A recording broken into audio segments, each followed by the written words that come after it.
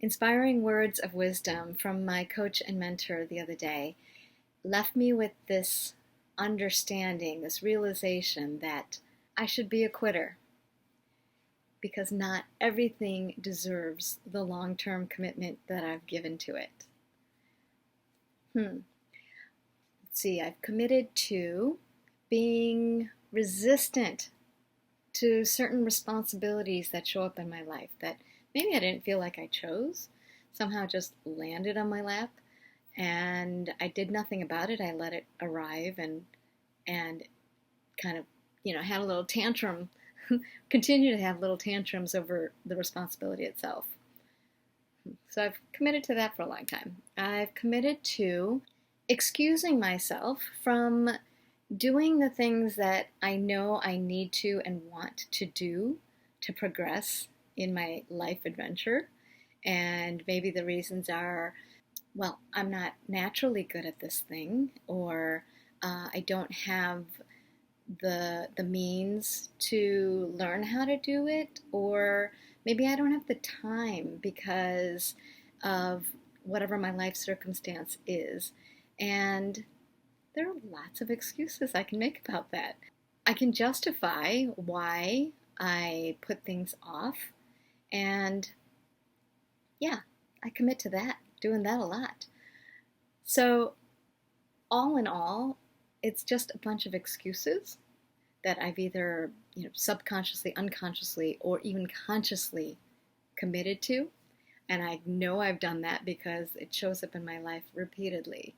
And I know I'm not alone because I've even heard my mentors say that they struggle with this too. And this realization that I've committed to them, not without knowing I've committed to them, is really powerful because awareness is everything. And once you are aware, then you can start to make shifts and changes. So here's the key.